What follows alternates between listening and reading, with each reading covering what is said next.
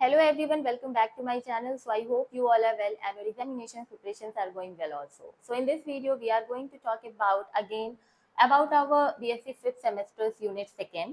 तो unit 1 हम लोगों ने already complete कर रखा है. unit 2nd में आपको टिनोफोरा टू निमित हेलमिंथीज पढ़ना है, जिसमें आज का हमारा टॉपिक है प्लेटीहेलमिंथीज. हमने क्या क्या पढ़ रखा है एक बार मैं आपको बता देती हूँ. जितना रिवीजन कर सकते हैं उतना कर लेते हैं, ठीक है, इन वेरी शॉर्ट. तो जैसे मैंने आपको याद कराया था ट्रेक के हमारे फाइलम्स में पीसीसीपी में आ रही है मेरे हाउस, ठीक है. ये मैंने आपको बोला था कि फाइलम के लिए याद कर लो, ठीक है. प्लस यहाँ पर एक और पी जोड़ लेना, ठीक है, जिसका है आपके पास प्रोटोजोआ, ठीक है. तो हमने प्रोटोजोआ में कुछ यूनिक कैरेक्टरिस्टिक्स पढ़े थे, हमने पोरीफेरा में कुछ यूनिक कैरेक्टरिस्टिक्स पढ़े थे, हमने सिलेंट्रेटा में पढ़ा था, देन फिर हमने टिनोफोरा में भी पढ़ा था. तो एक बार रिवाइज करते हैं, देन फिर हम प्लेटी पे मूव करेंगे, जिससे आपका रिवीजन जो है वो हो पाए.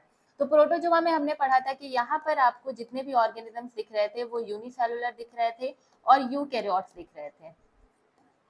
प्रोटोजोआ को हम बांट भी सकते हैं, फर्दर क्लासिफिकेशन कर सकते हैं on the basis of locomotory organs, ठीक है. तो लोकोमोटरी ऑर्गन्स की अगर हम बात करें तो उनके बेसिस पे हमने इनको राइजोफोरा, जो कि शायद मैंने वहां नहीं पढ़ाया था बट यहाँ देख लो, राइजोफोरा जिसे हम सार्कोटीना भी कहते हैं. देन हम फ्लैजिलेट्स में भी बांटते हैं, देन हम सीरिएट्स में बांटते हैं, एंड देन हम स्पोरोजोआ में बांटते हैं. तो अगर आपसे एक क्वेश्चन पूछूं मैं कि स्पोरोजोआ जो है, ये नहीं पूछूंगी, ये बताओ कि प्रोटोजोआ की ऐसी कौन सी क्लास है जिसमें आपको किसी भी तरीके का लोकोमोटरी ऑर्गन नहीं दिखाई देता है. So the answer will be your sporozoa. Okay, then after that हमने पोरीफेरा पढ़ा था. पोरीफेरा में कुछ हमने इंपॉर्टेंट डिस्टिंग्विश फीचर्स पढ़े हुए थे. एंड डिस्टिंग्विश फीचर में सबसे पहले हमने पढ़ा कि इनके पास वाटर कैनॉल सिस्टम होता है. क्या होता है? वाटर कैनॉल सिस्टम होता है. देन हमने पढ़ा था कि इनके पास स्पिक्यूल्स होते हैं. देन फिर हमने पढ़ा था कि इनके पास कोवेनोसाइट्स होते हैं जिन्हें हम कॉलर सेल्स भी कहते हैं, ठीक है. देन कोवेनोसाइट्स के अलावा हमने क्या पढ़ा था? हमने पढ़ा था कि इनकी जो कैविटी होती है वो हम गैस्ट्रोवेस्कुलर कैविटी बोलते हैं, है ना. गैस्ट्रोवेस्कुलर कैविटी इनमें देखने को मिलती है. Then after that moving on coelenterata. तो सिलेंट्रेटा को देखो हम लोग निडेरिया भी कहते हैं. क्या कहते हैं इन्हें हम निडेरिया भी कहते हैं. इनमें आपको पॉलीमॉर्फिज्म देखने को मिलता है, यानी एक लाइफ साइकिल में आपको दो तरीके के मॉर्फोलॉजिकल अपीयरेंस देखने को मिलते हैं. And the name is your medusa and polyp, ठीक है.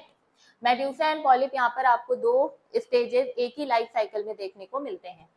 देन आफ्टर दैट हमने पढ़ा था कि इनके पास सिलेंट्रॉन होता है एज अ कैविटी, ठीक है. तो सिलेंट्रॉन कैविटी की वजह से इनका नाम सिलेंट्रेटा रखा गया है.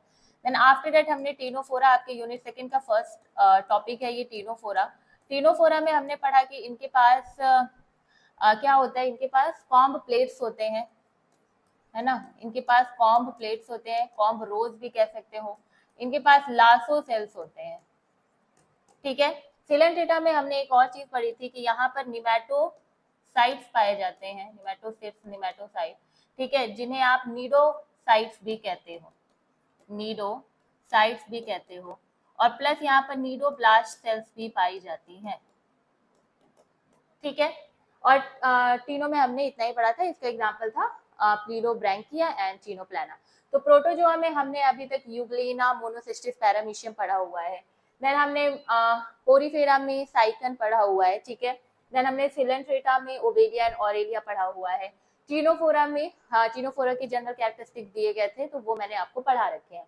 आज हमारा जो टॉपिक है वो है प्लेटीहेलमिंथीज. तो ये मेरा बताने का मकसद ये था कि जितने भी हमारे फाइलम्स हैं सबके अपने अपने एक यूनिक कैरेक्टरिस्टिक हैं और यही कैरेक्टरिस्टिक एक फाइलम को यूनिक बनाते हैं, ठीक है. तो वैसे ही अगर हम प्लेटीहेलमिंथीज की बात करें तो प्लेटीहेलमिंथीज को हम फ्लैटवर्म कहते हैं, ठीक है. फ्लैटवर्म्स क्यों कहते हैं? क्योंकि इनकी जो बॉडी होती है वो डॉर्सोवेंट्रली फ्लैटेंड होती है, बॉडी डॉर्सोवेंट्रली फ्लैटेंड होती है. डॉर्सोवेंट्रली फ्लैटेंड का मतलब क्या होता है कि ये बॉडी जो है वो ऊपर और नीचे दोनों से चिपटी हुई होती है, बिल्कुल चिपटी हुई.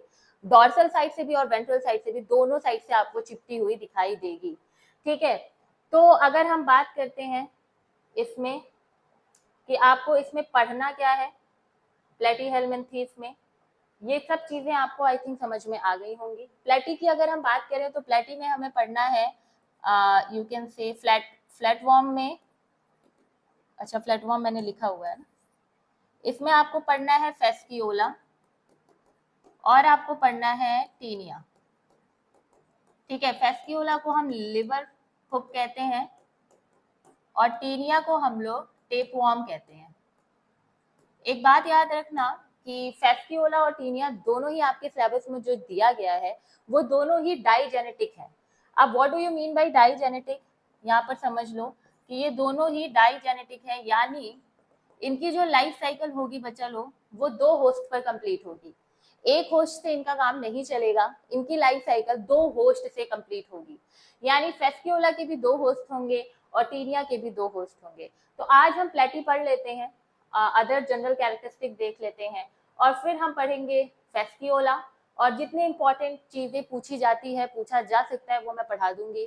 देन इसके बाद हम लोग टीनिया पढ़ेंगे। ठीक है, चलो प्लेटी की बात करें तो इन्हें हम लोग फ्लैटवर्म कहते हैं। अभी मैंने बताया क्यों कहते हैं फ्लैटवर्म, क्योंकि इनकी बॉडी जो होती है वो डॉर्सोवेंट्रली फ्लैटेंड होती है।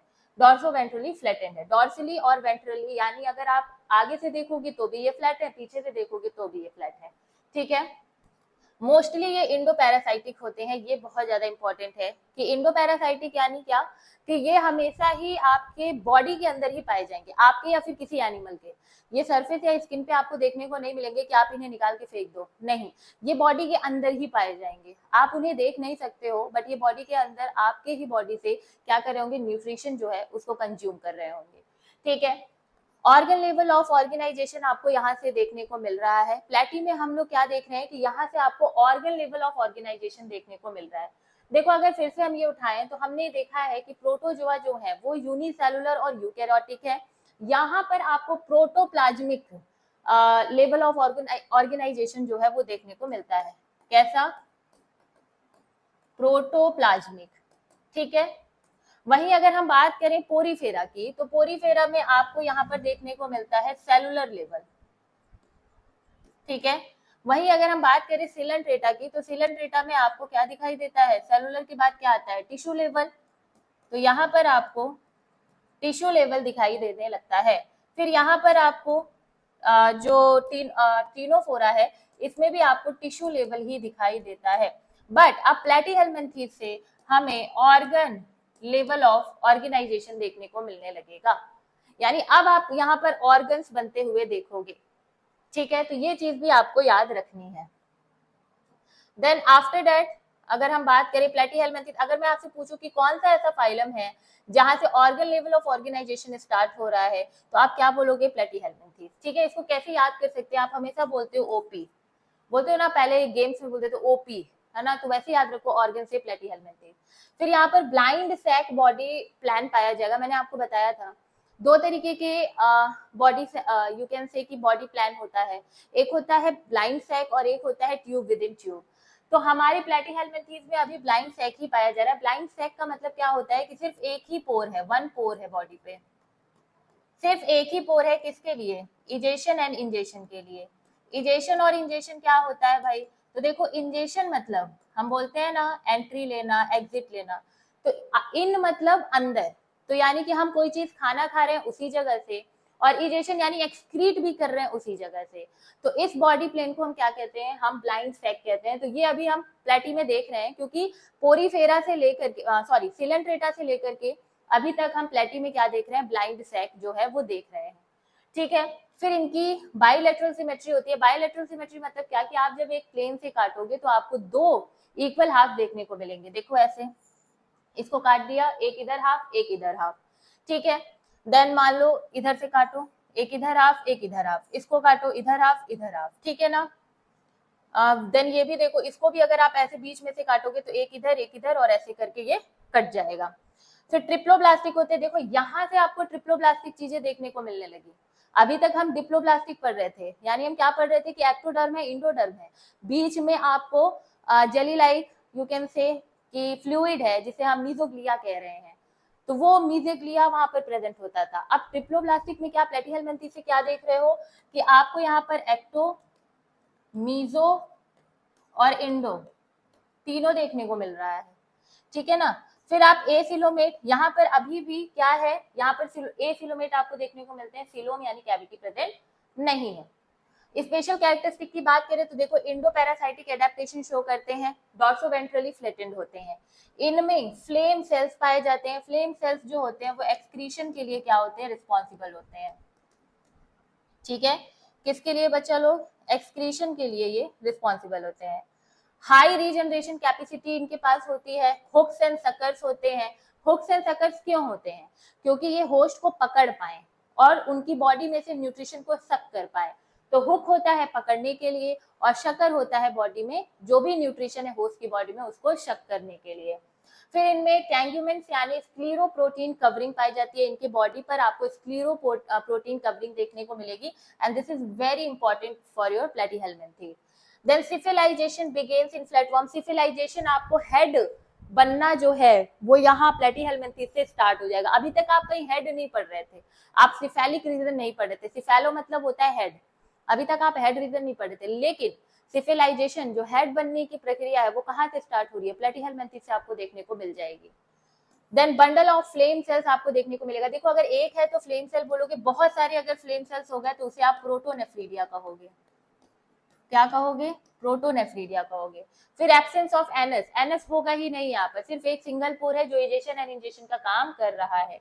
देन अगर हम बात करते हैं, देखो यहाँ मैंने लिखा है बॉडी डॉर्सोवेंट्रली फ्लैटेंड है, प्लस मैं इसमें क्या ऐड ऑन करूंगी कि यहाँ पर फ्लेम सेल्स हैं, और अगर बहुत सारे फ्लेम सेल्स हैं तो हम उन्हें प्रोटोनेफ्रीडिया कह देंगे, ठीक है। देन आफ्टर दैट इनमें आपको क्या देखने को मिल रहा है, हुक एंड शकर, है ना। फिर सिफिलाइजेशन यहाँ से आपको बनते हुए दिखाई दे रहा है। तो ऐसे नोट्स आप बनाओगे, ये मैंने क्यों बताया, ये एक पेज का नोट है, आगे भी लेकर के चलूंगी बाद में तो वो भी बताऊंगी, तो एक ही बार में बना के रख लेना जिससे एमसीक्यू तुम्हारी एकदम हलवा क्लियर हो जाएगी, ठीक है ना।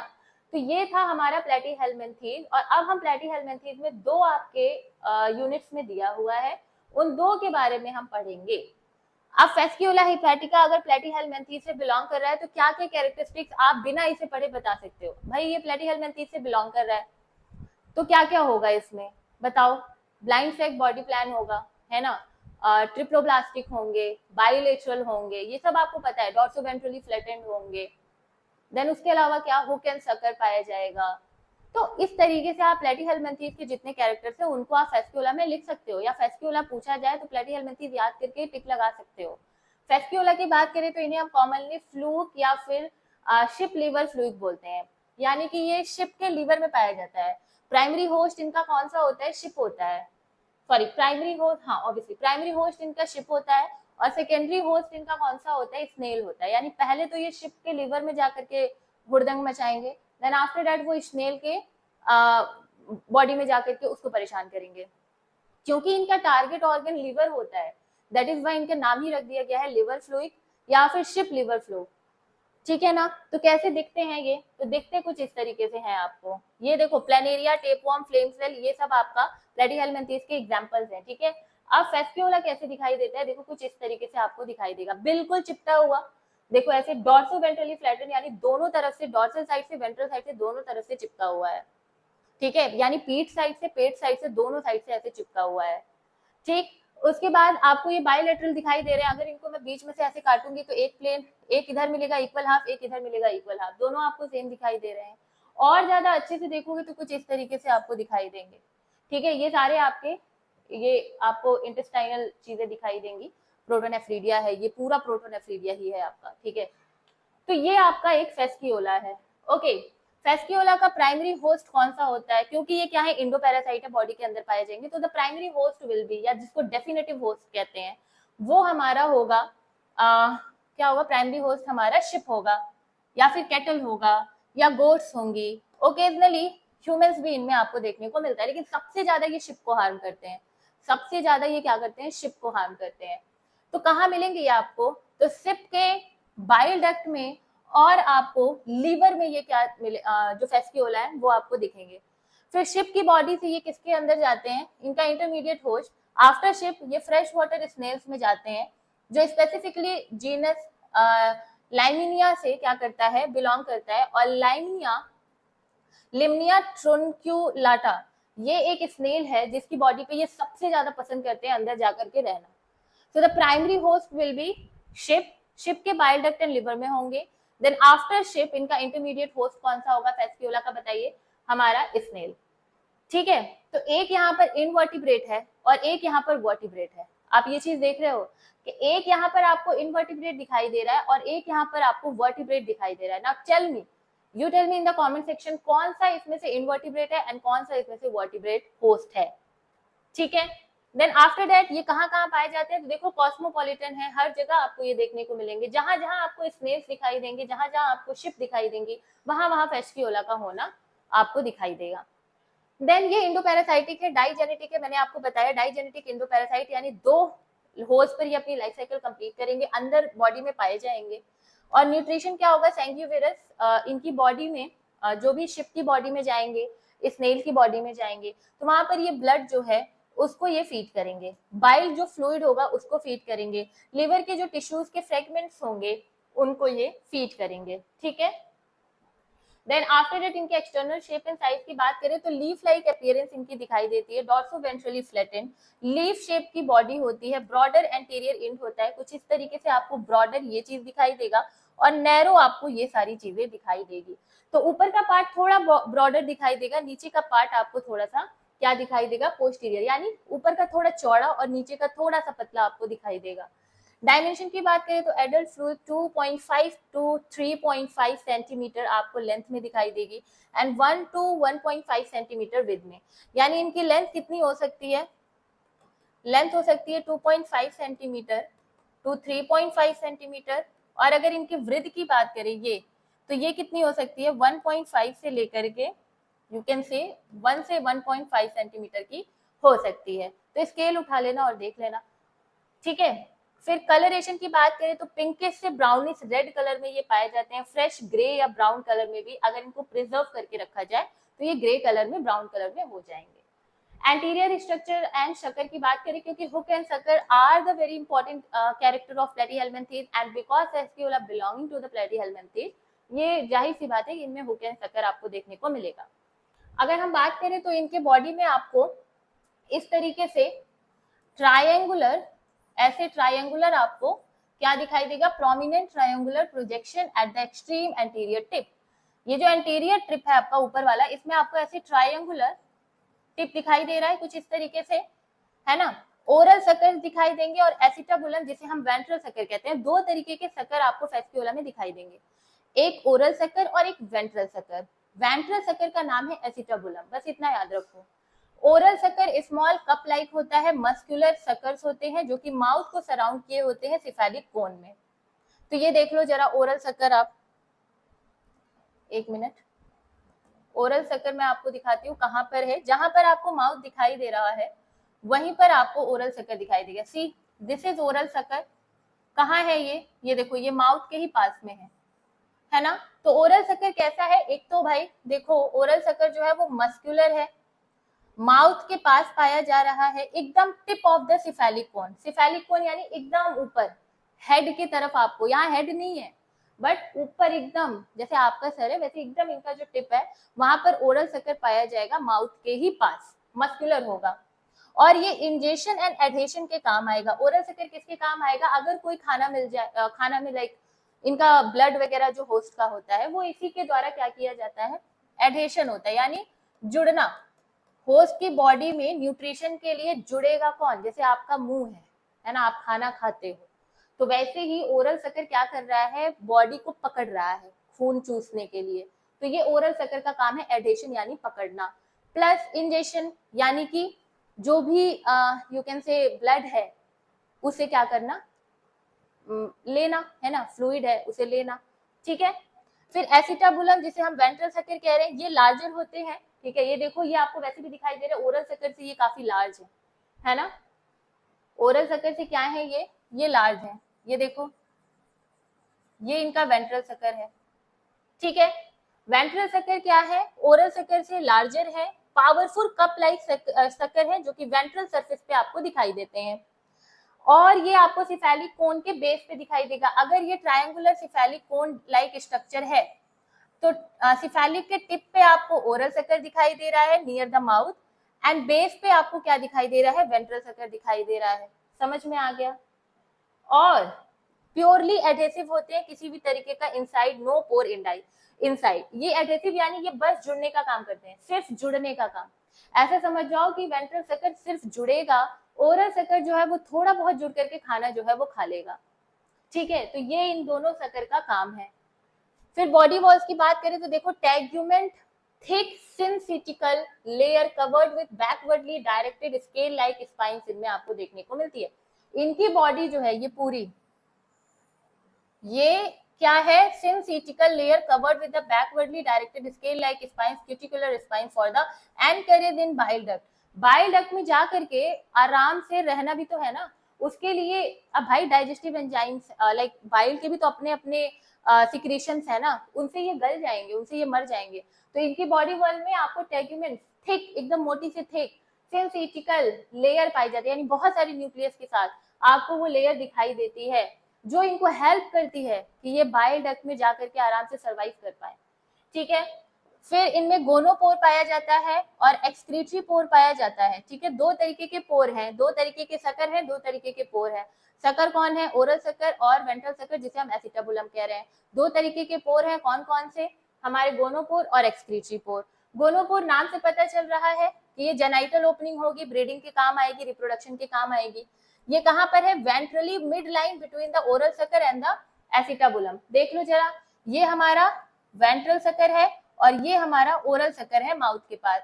बिल्कुल इनके ही तरफ आपको यहाँ पर जेनाइटल पोर दिखाई दे रहा है, यानी ओरल सकर और वेंट्रल सकर के बीच में आपको क्या दिखाई दे रहा है, जेनाइटल ओपनिंग दिखाई दे रही है, जो कि रिप्रोडक्शन के काम आएगी, ब्रीडिंग के टाइम काम आएगी। Excretory pore, single pore located at the extreme posterior trip. यहाँ पर देखो, ये आपका एक्सक्रीटरी पोर है। ठीक है ना, अब ये मत कंफ्यूज हो जाना कि दीदी यहाँ पर दो पोर है, ऐसे नहीं कंफ्यूज हो जाना कि दो पोर है, एक ही पोर है भाई। जेनाइटल पोर तो रिप्रोडक्शन के काम आ रहा है ना, उसको आप नहीं गिन सकते हो एलिमेंट्री कैनॉल में, डाइजेशन में। ब्लाइंड सैक का मतलब होता है कि हम इंजेक्शन एंड डाइजेशन की ही बात करेंगे, तो उसके लिए सिर्फ एक ही पोर है। ठीक है ना।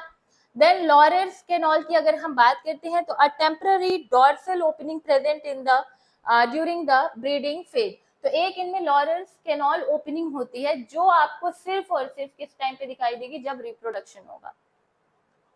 ठीक है। देन डाइजेस्टिव सिस्टम इनका इनकम्प्लीट होता है क्योंकि किसी भी तरीके का एनएस नहीं है। एक्सक्रीटरी पोर होना और एनएस होना बहुत इंपॉर्टेंट बात है, ये इसका डिफरेंशिएशन समझना। हमारे पास अगर हम ब्लाइंड सैक की बात कर रहे हैं तो हम सिर्फ माउथ वाले पोर की बात करेंगे। ठीक है बच्चा लोग, सिर्फ माउथ पोर की बात करेंगे। ये एक्सक्रीटरी पोर हमारा एनएस नहीं है, एलिमेंट्री कैनॉल को ये पूरा नहीं कर रहा है। अगर ये पूरा कंप्लीट डाइजेस्टिव सिस्टम होता तो माउथ और एनएस दोनों यहाँ पर पाए जाते, लेकिन यहाँ सिर्फ आपको माउथ देखने को मिल रहा है और एक्सक्रीशन के लिए एक्सक्रीटरी पोर दिखाई दे रहा है, एनएस नहीं दिखाई दे रहा है। दैट इज वाई इसे हम ब्लाइंड सैक कहते हैं। Getting my point. तो ये पोर गिनना ही नहीं, जेनाइटल पोर और एक्सक्रीटरी पोर ये आपके पोर है, ये आपका एलिमेंट्री कैनॉल का पार्ट नहीं है। ठीक है, तो माउथ को ही सिर्फ आपको गिनना है। अब देखो, माउथ से जो खाना होता है वो फेरिंग्स में आपको देखने को मिलता है, फेरिंग्स से वो खाना जाते हुए आपको ईसोफेगस में देखने को मिलता है, फिर ईसोफेगस से highly branched blind ending intestinal caeca में आपको देखने को मिलता है, जो कि डेंड्राइटिक अपीयरेंस में आपको देखने को मिलेगा। एक फिगर था, देखो यहाँ पर आपको दिख रहा है माउथ, है ना, यहाँ पर आपको दिख रहा है माउथ, माउथ से यहाँ पर आपको फेरिंग्स दिखाई दे रहा है और फेरिंग्स से आपको ईसोफेगस दिखाई दे रहा है, ईसोफेगस से आपको ब्रांच्ड इंटेस्टाइन दिखाई दे रही है। देख रहे हो आप, इस तरीके से आपको ब्रांच्ड इंटेस्टाइन आपको फेस्क्यूला में देखने को मिल रहा है। तो खाना माउथ से फेरिंग्स, फेरिंग्स से ईसोफेगस, ईसोफेगस से डेंड्राइटिक फॉर्म में जो इंटेस्टाइन फैली हुई है उसमें खाना जाते हुए आपको दिखाई देगा, blind ending intestinal caeca. Excretory system इनके फ्लेम सेल प्रोटोनेफ्रीडियल सिस्टम इनमें आपको देखने को मिलता है, leading into a single median longitudinal excretory canal discharging posteriorly. अब देखो इसको क्या बोल रहा है कि यहाँ पर आपको प्रोटोनेफ्रीडिया जो है वो पूरी बॉडी में फैली रहेगी। प्रोटोनेफ्रीडिया यानी फ्लेम सेल, फ्लेम सेल के ग्रुप को हम क्या कह रहे हैं, प्रोटोनेफ्रीडिया कह रहे हैं। तो पूरा जो प्रोटोनेफ्रीडिया है वो बॉडी में फैला रहेगा, और मान लो ये रेड वाला प्रोटोनेफ्रीडिया पूरा बॉडी में फैला है, फैला हुआ है और आकर के यहाँ पर एक्सक्रीटरी पोर के पास ये क्या कर रहा है, आकर के मिल जा रहा है। जैसे यहाँ पर हमने एक्सक्रीटरी पोर बनाया हुआ है। तो बहुत सारे फ्लेम सेल्स जो हैं, जो कि प्रोटोनेफ्रिडिया कहलाता है, वो बहुत सारे होते हैं और सिंगल मीडियन में एक्सक्रीटरी केनॉल डिस्चार्जिंग जो पोर है वहां पर आकर के मिल जाते हैं और उससे क्या हो जाता है, एक्सक्रीशन हो जाता है। Talk about the reproductive system, ये हर्माफ्रोडाइट होते हैं, यानी मोनोशियस जो मेल एंड फीमेल है वो दोनों ही आपको सिमिलर एक ही फेस्क्यूला में दिखाई देगा और काफी कॉम्प्लेक्स इनमें ऑर्गन आपको देखने को मिलते हैं। ये इनका रिप्रोडक्टिव है, देख लो कितना कॉम्प्लेक्स है। मेल की बात करते हैं तो दो डीपली ब्रांच्ड आपको क्या दिखाई देंगे, टेस्टिस दिखाई देंगे, एंटीरियर एंड पोस्टीरियर। अब यहाँ ढूंढो आप कि कहां पर आपको टेस्टिस दिखाई दे रहा है, कहीं दिखाई दे रहा है क्या? चलो सेमाइनल वेसिकल तो मिला, इजिकुलेटरी डक्ट भी मिला, प्रोस्टेट ग्लैंड मिला, जेनाइटल एट्रियम, मेल जेनाइटल पोर, sperm duct, vitelline duct, ovary तो हमें दिख रही है, ठीक है, टेस्टिस इसमें हमें नहीं दिख रहा है, ठीक है। एंटीरियर एंड पोस्टीरियर पर आपको दो डीपली ब्रांच आपको क्या दिखाई देंगे, टेस्टिस दिखाई देंगे, ठीक है। आफ्टर दैट फीमेल की बात करें तो सिंगल ब्रांच आपको ओवरी, ये जो पिंक वाला पोर्शन आप पूरा देख रहे हो ना, ये सिंगल ब्रांच आपको ओवरी दिखाई दे रही है, ठीक है। विटेलाइन ग्लैंड्स आपको देखने को मिलेगा। विटेलाइन ग्लैंड के बारे में बहुत बार एमसीक्यू में पूछा गया है और विटेलाइन ग्लैंड जो है ये यॉक प्रोड्यूसिंग है, यानी ये यॉक प्रोड्यूस करती है। ये देखो विटेलाइन डक्ट, ये यॉक प्रोडक्शन का काम करती है। यॉक प्रोडक्शन का काम कौन करता है, ये पूछा जाता है, तो ये वेरी इंपॉर्टेंट है कि विटेलाइन ग्लैंड जो है ये यॉक प्रोडक्शन का काम करती है। और कॉइल्ड ट्यूब लाइक यूट्रस आपको दिखाई देता है, कॉइल्ड ट्यूब लाइक, ये देख रहे हो, कॉइल्ड ट्यूब लाइक आपको यूट्रस दिखाई दे रहा है और ओवरी ने एग जो है वो प्रोड्यूस कर दिया है, तो ये एग यहाँ पर आपको इस तरीके से ट्रेवल होते हुए भी दिखाई दे रहा है। देखो ये एग जो है वो जा रही है, ठीक है, एग जो है वो जाती है और जेनाइटल एट्रियम में जाती है, जहां मेल जेनाइटल पोर है वहां मिलती हैं। फिर इस तरीके से आपको ये सारे सीरस सैक वगैरह दिखाई दे रहे हैं, जहां पर मेल वाले सारे पार्ट्स हैं, प्रोस्टेट ग्लैंड्स हैं, इजैक्यूलेटरी डक्ट्स हैं, लॉरेल्स केनॉल है। लॉरेल्स केनॉल केवल ब्रीडिंग टाइम पे ही आप एक्टिव देखोगे इनकी बॉडी में, ब्रीडिंग टाइम में ही ये एक्टिव आपको दिखाई देंगे। फिर ट्रांसवर्स विटेलाइन डक्ट है, मीडियन विटेलाइन डक्ट है और विटेलाइन डक्ट यॉक का प्रोडक्शन करती है, जो कि एग के लिए बहुत इंपॉर्टेंट है, ठीक है ना।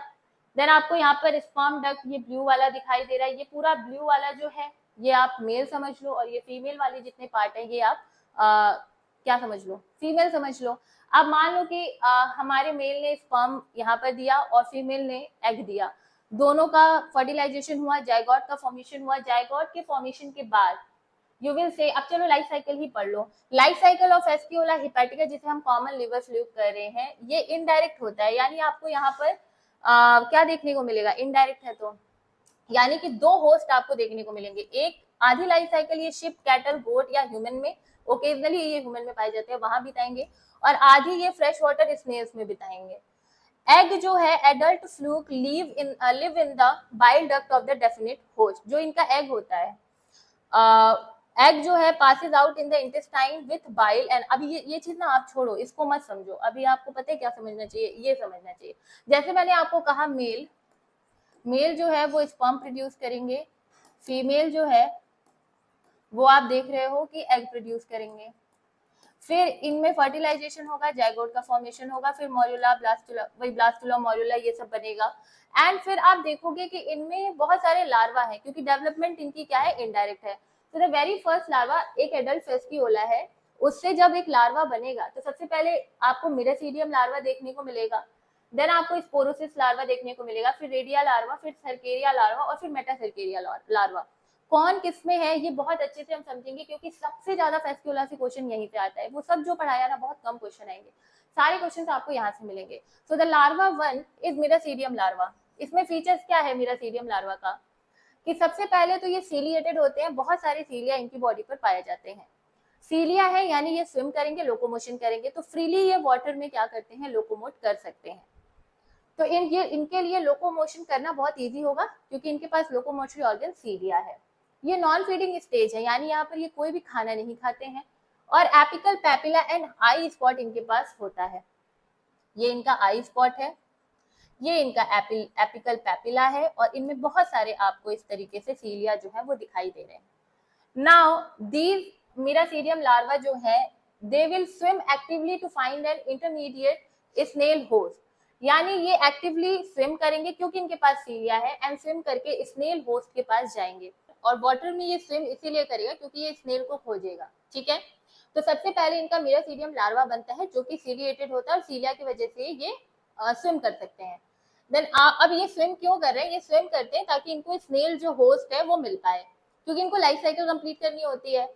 ये पेनिट्रेट करते हैं स्नेल की सॉफ्ट बॉडी को, 8 to 24 आवर इनको लगता है, ठीक है, 8 से 24 घंटे में ये स्नेल की बॉडी को पेनिट्रेट करके, क्योंकि स्नेल की बॉडी काफी स्मूथ होती है, तो वो उसे क्या करते हैं, सॉफ्ट होने की वजह से बहुत इजीली पेनिट्रेट कर सकते हैं, यानी घुस सकते हैं उनकी बॉडी में।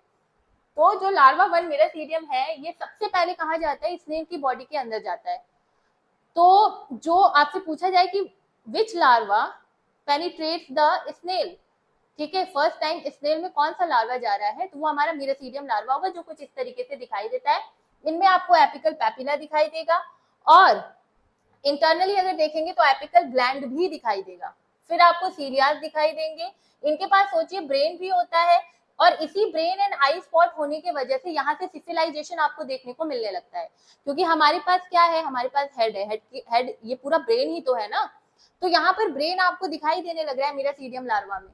दैट मीन्स कि सिफिलाइजेशन होना स्टार्ट हो गया, यानी हेड बनना आपको प्लेटीहेलमिन्थेस से स्टार्ट हो जाता है, ठीक है, आप देखने लगते हो। आई स्पॉट हो गया, एक्सक्रीटरी पोर्स हो गए, ठीक है, पेनिट्रेशन ग्लैंड, एपिडर्मिस प्लेट्स हो गए, फ्लेम सेल आपको देखो यहाँ पर कितने सारे फ्लेम सेल्स दिखाई दे रहे हैं, ठीक है, फिर मसल्स की लेयर भी यहाँ पर आपको दिखाई दे रही है, जर्म बॉल दिखाई दे रहे हैं, ठीक है, एंड सब इपीथीलियम दिखाई दे रहा है। स्ट्रक्चर बनाना हो कॉपी में ऐसे स्ट्रक्चर बना करके, सीलिया दिखा करके, एपिकल पैपिला दिखा करके आप बोल सकते हो कि ये मिरासीडियम लार्वा है, ठीक है। तो हमारा, ठीक है, एक बार ये लिख लेते हैं कि मिरासीडियम लार्वा कहाँ गया, मिरासीडियम लार्वा स्विम करके किसके पास गया है, स्नेल के पास गया है, ये हम लिखते चलेंगे, ठीक है।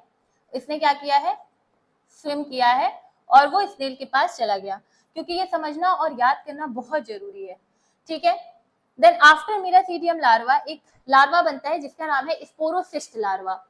तो जैसे ही हमारा जो मिरासीडियम लार्वा है उसने स्नेल की बॉडी पेनिट्रेट करके उसके अंदर वो गया, तो इनसाइड द स्नेल जो डाइजेस्टिव ग्लैंड्स, लिम्फ स्पेसेस होते हैं, जो भी स्नेल का डाइजेस्टिव ग्लैंड है, जो भी लिम्फेटिक जगह खाली है, वहां पर मिरासीडियम लार्वा अपने सारे सीलिया यानी लोकोमोटरी ऑर्गन को हटा देता है, सारा सीलिया वो अपनी बॉडी से रिमूव कर देता है, एंड ट्रांसफॉर्म हो जाता है इलोंगेटेड सैक लाइक स्पोरोसिस्ट में। फिर वो मिरासीडियम कुछ आपको इस तरीके से देखने को मिलता है।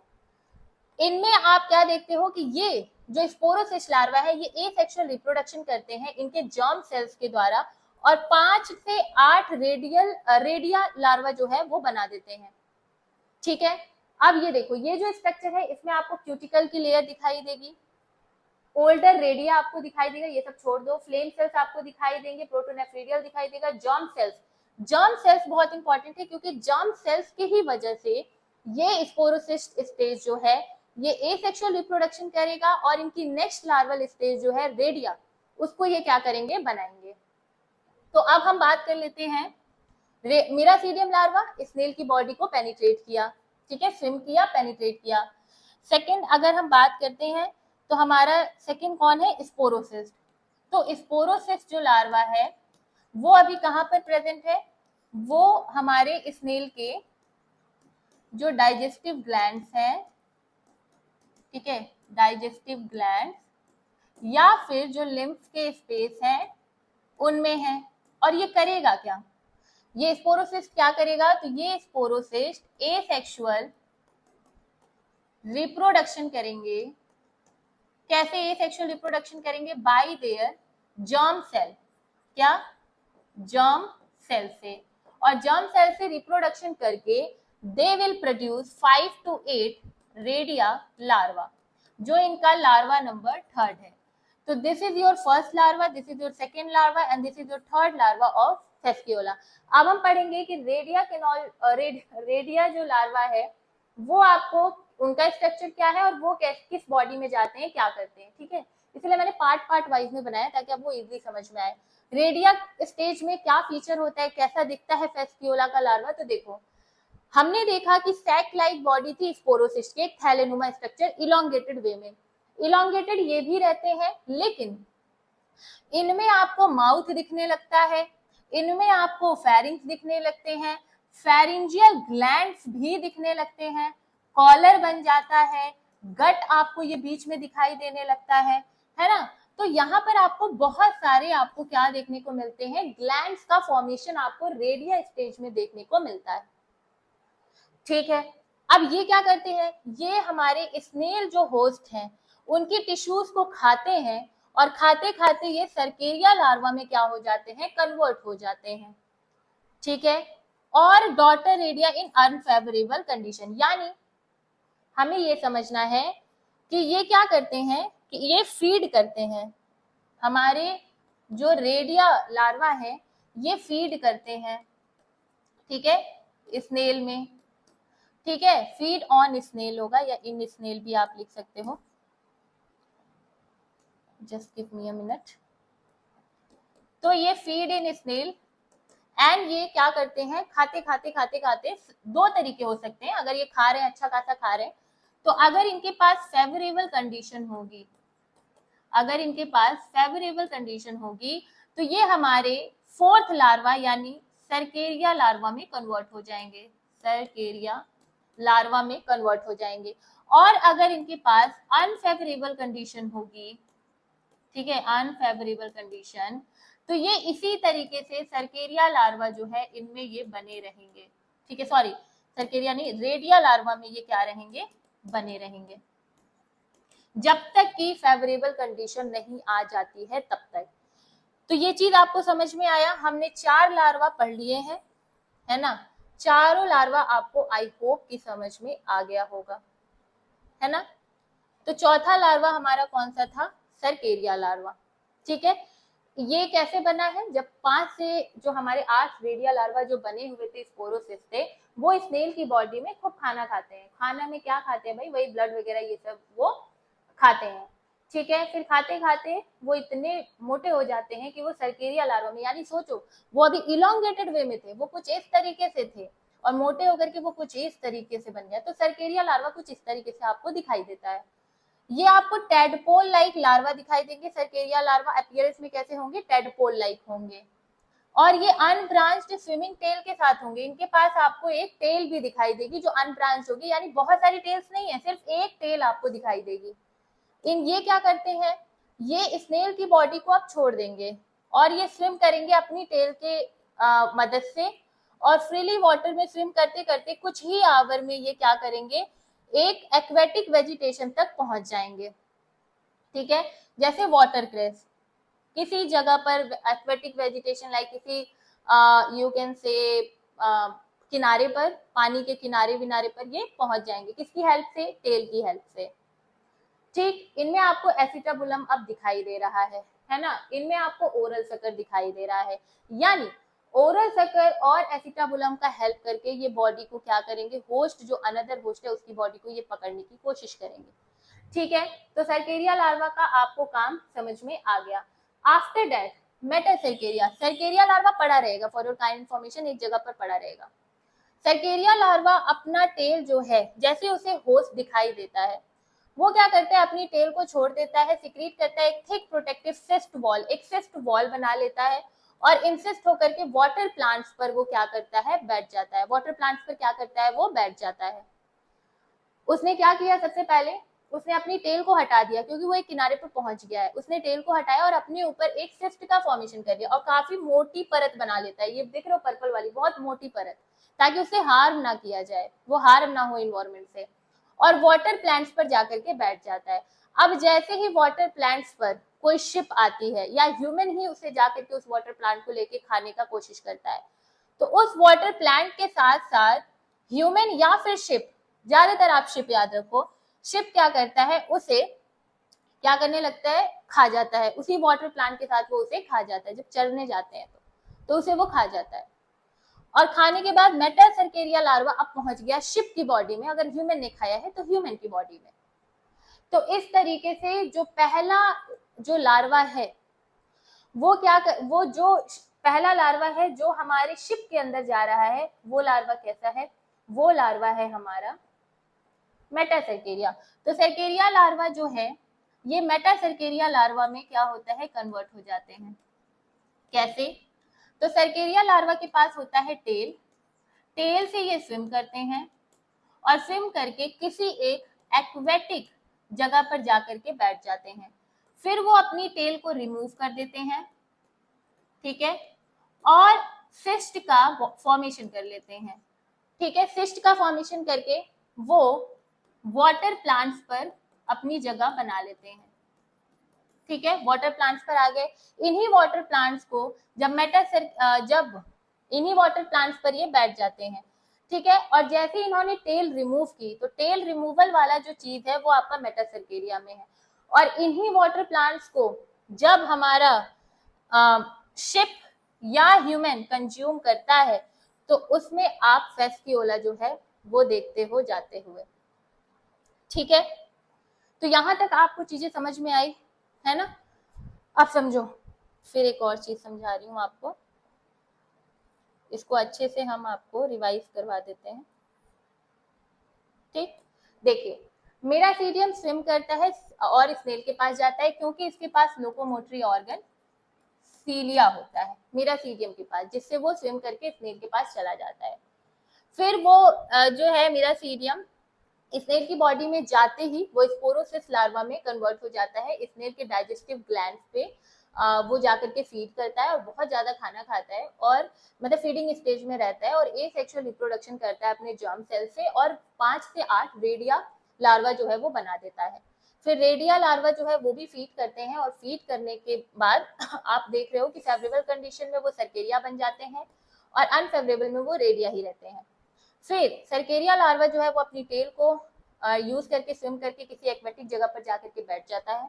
फिर अपना टेल रिमूव करके सिस्ट का फॉर्मेशन कर लेता है और मेटासर्केरिया में कन्वर्ट हो जाता है। मेटासर्केरिया वाटर प्लांट्स पर, मान लो कि this is a water plant, ठीक है, ये एक वाटर प्लांट है। इस पे क्या करेंगे, अब ये मेटासर्केरिया लार्वा जो है वो इस तरीके से बैठे होंगे, ठीक है। ये क्या है, मेटासर्केरिया लार्वा, ठीक है। मेटासर्केरिया लार्वा जो है, अब यहाँ पर क्या आएंगे, शिप, और शिप इनको क्या करेंगी, खाएंगी। तो इन प्लांट्स के साथ ही ये मेटासर्केरिया लार्वा को भी खा जा रही है। तो अब ये कहां पर गया, मेटासर्केरिया लार्वा हमारी शिप के बॉडी में चला गया। समझ में आया? ये पांचों आपको समझ में आया? इसको कैसे याद करना है, तो देखो इसका एक ट्रिक मैं अपने आप से मैंने बना रखा है, मिस रेसीम।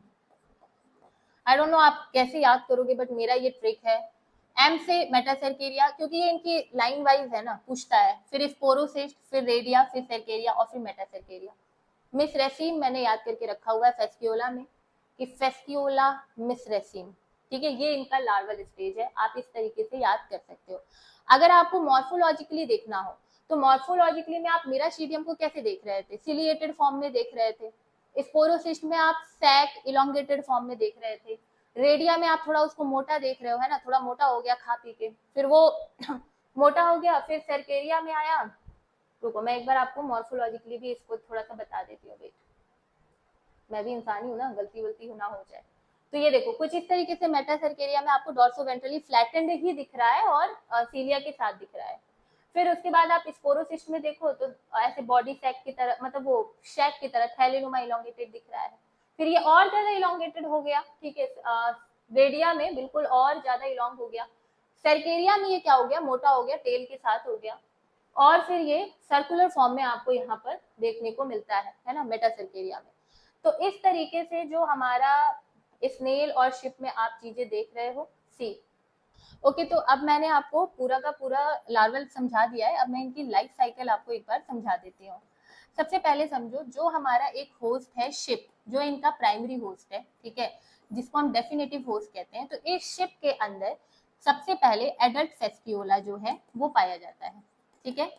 एडल्ट फेस्कियोला कैसे पहुंचा बता रही हूँ। एडल्ट फेस्कियोला जो है ये हमारे शिप के अंदर ही एग का प्रोडक्शन करते हैं, ठीक है। कैसे करते हैं, मेल फीमेल, मैंने बताया ये हर्माफ्रोडाइट है, मेल फीमेल एक में, फिर उसके बाद एग जो एग एंड स्पर्म मिलते हैं और उससे क्या करते हैं, फर्टिलाइजेशन होती है, ठीक है। बट अभी समझो, ये एग जो है इसको सिक्रीट कर रहे हैं और सिक्रीट करते ही ये इनके फीसेस में, ठीक है, इनके फीसेस में आप देखोगे कि एग निकलते हुए, स्पर्म निकलते हुए जब मिरासीडियम लार्वा बन जाएगा, ठीक है, तो ये क्या करेंगे, मिरासीडियम लार्वा इनके फीसेस में, ठीक है, जो इनकी पॉटी होती है वो पॉटी करेंगे, एक्सक्रीट करेंगे, तो उनके फीसेस में ये मिरासीडियम लार्वा होगा। फिर ये मिरासीडियम लार्वा क्या करेगा, फिर वही स्विम करेगा, मैंने आपको बताया, स्विम करके वो क्या करेगा, सीलिया के द्वारा स्विम करते करते स्नेल को ढूंढेगा, स्नेल को ढूंढेगा, उसकी बॉडी में पेनिट्रेट कर जाएगा, ठीक है, 8 से 24 घंटे में। पेनिट्रेशन होने के बाद स्नेल की बॉडी में जाते ही वो किस में कन्वर्ट हो जाएगा, स्पोरोसिस लार्वा में, ठीक है। फिर स्पोरोसिस लार्वा में वो अपने सारे सीलिया वगैरह को हटा देगा, सारा सीलिया वगैरह हटा दिया। फिर स्पोरोसिस लार्वा से उसी बॉडी में रेडिया लार्वा आपको बनते हुए दिखाई देगा, शिप जो हमारा स्नेल का बॉडी है उसमें। तो मिरासीडियम अभी किसकी बॉडी में गया है, मिरासीडियम अभी स्नेल की बॉडी में गया है, और स्नेल से ये क्या कर रहा है, अब स्नेल की ही बॉडी में स्पोरोसिस्ट हो रहा है, और स्पोरोसिस्ट के बाद रेडिया बन रहा है। रेडिया के बाद यहीं पर आप सर्केरिया देखोगे, और सर्केरिया के बाद आप यहाँ पर मेटासर्केरिया देखोगे, ठीक है। मेटासर्केरिया जो है ये आपको एक्वेटिक प्लांट्स पर दिखाई देंगे, और फिर इन्हीं एक्वेटिक प्लांट्स को ये क्या करेंगे, एक्वेटिक प्लांट्स पर ये क्या होंगे, ये रहेंगे, और इसी एक्वेटिक प्लांट को फिर ये शिप खाएगा, ठीक है, फिर ये शिप खाएगा, और फिर एक्वेटिक प्लांट को खाया, मेटासर्केरिया शिप के अंदर गया, फिर वो एडल्ट फेस्क्यूला बन गया, फिर एग, स्पर्म, मिरासीडियम स्नेल के अंदर गया, स्पोरोसिस, रेडिया, इसी तरह से इनकी पूरी की पूरी लाइफ साइकिल जो है वो चलती रहती है। तो दो होस्ट दिखे, the very first one is your primary host and the second one is your secondary host. ये इनका डेफिनेटिव होस्ट होता है और ये इनका इंटरमीडिएट होस्ट होता है। अब आपको मुझे बताना है कि कौन सा इसमें से इंटरमीडिएट, ये पता है मैं अंदर चल रहा है इनवर्टिब्रेट वर्टिब्रेट, तो मैं इंटरमीडिएट में वर्टिब्रेट लिख रही हूँ, इंटरमीडिएट। तो आपको मुझे ये बताना है कि ये जो लाइफ साइकिल फेस्क्यूला की है इसमें आपको एक वर्टिब्रेट होस्ट दिख रहा है, एक इनवर्टिब्रेट होस्ट दिख रहा है। Now you tell me which is the vertebrate and which is the invertebrate snail. तो आई होप कि आपको समझ में आया होगा, कमेंट में मुझे कुछ आंसर देना, ठीक है। Larva first penetrating the snail, ये फेस्क्यूला से है, ठीक है, स्नेल्स बॉडी, आपको ये बताना है, ये फेस्क्यूला के क्वेश्चन है, ठीक है। फिर second, larva first entering in body of sheep, ठीक है। थर्ड क्वेश्चन है Fasciola hepatica is also known as. ये 3 क्वेश्चन आपको आंसर मुझे देना है, ठीक है। और this is all about the Fasciola. Now in the next video we will gonna discuss about Taenia, ठीक है, छोटी वीडियो ही बनेगी, टीनिया पढ़ेंगे, एंड देन टीनिया के बाद हम देखेंगे अपना क्या कहते हैं एनसाइक्लोस्टोमा, जो कि निमित हेलमिंथीज है, okay. So let's meet in the next video. I hope कि आपको सारी वीडियोस बहुत अच्छी लग रही होंगी और आप अपने नोट्स प्रिपेयर कर रहे होंगे। हंसते रहिए, मुस्कुराते रहिए, चैनल को सब्सक्राइब करते रहिए, शेयर करते रहिए, and bye bye, take care, be happy, bye bye.